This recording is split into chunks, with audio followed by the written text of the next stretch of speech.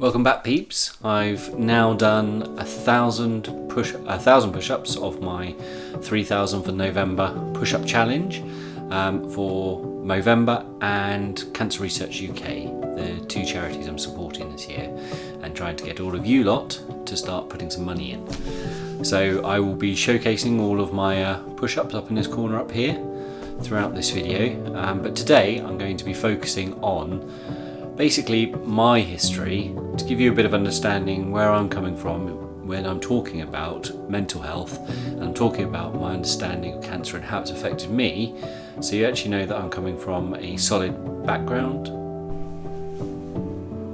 So yes, a different background. I've struggled trying to formulate this into words as best as I can, and I think what I'm going to do is break down this episode and the next episode. This episode I'm going to talk about the cancer that's happened in my family and close friends and how that's affected my life, and then I'll be looking in the next episode at mental health struggles, more specifically around my father's mental health. Both my mum and my dad have actually said they're really happy for me to talk about this and hope that it helps others. And it was struggles that I had, so I hope it helps you too. So I spoke to my mum and she's given me a bit of a time frame which has kind of helped to formulate what I want to talk about.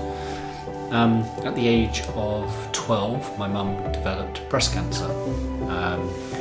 She found a lump on one day. My dad's a retired doctor, and got her seen pretty quickly in hospital.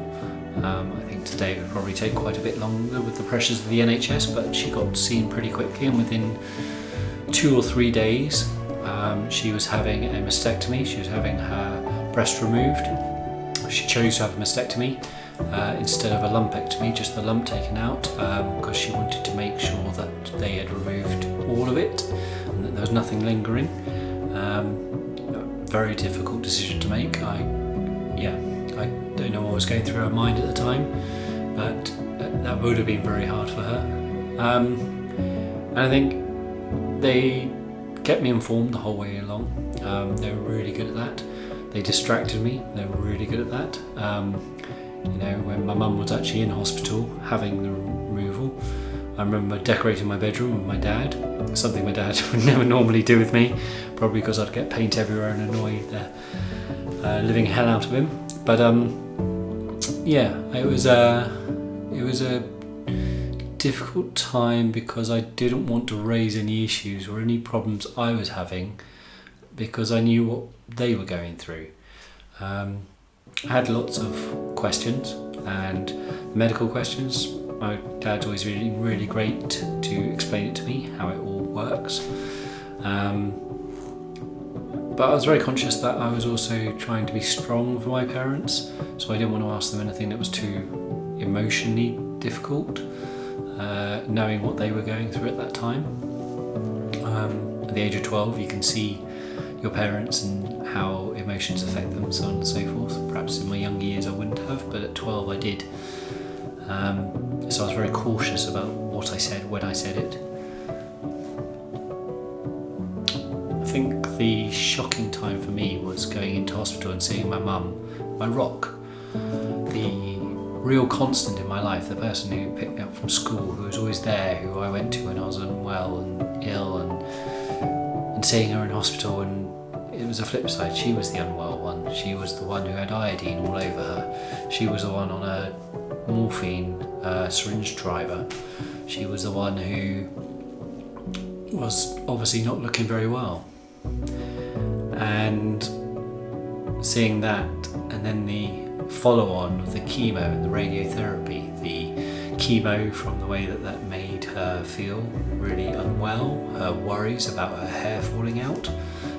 She didn't actually lose all her hair, it thinned, but she still had a very good head of hair. I remember her developing acne, which, someone in their midlife to then develop acne must have been really shocking for them. And just the general sickness, the tiredness and things all the time. And then the thing that I found hardest, the thing that was affected me the most, was probably the radiotherapy. It was the one time that I wasn't allowed to go near my mum. I couldn't give her a hug, and we've always been very tactile, my mum and me, and I wasn't allowed to give her a hug. I couldn't hug her goodbye, I couldn't hug her to check she's alright, I couldn't put my arm around her, I couldn't get near her. You know, we had to eat at different ends of the dining table. That was difficult. Like I say, she was my rock. She was literally the person who was always there and strong for me, and my one constant.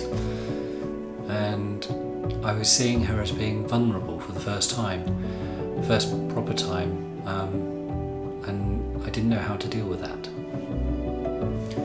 So that's the struggles that I sort of have encountered with my mum developing cancer around the younger years. Next episode I'll talk about my father and his mental health struggles, and then I'll go into some of the things about what people did around me to help support me, how it had a knock-on later on in life, what it developed into, and so on and so forth in future episodes, and coping strategies, the support networks that are out there, and how you can get support from so many different sources and offer your support to other people if you spot them in need. So that's what we'll be discussing later on in the series. Thanks everyone. Oh, and by the way, here's a video of my t-shirt, which 100% of all the profits of the t-shirt get split 50-50 between Movember and Cancer Research UK. I'd really love it if you bought it.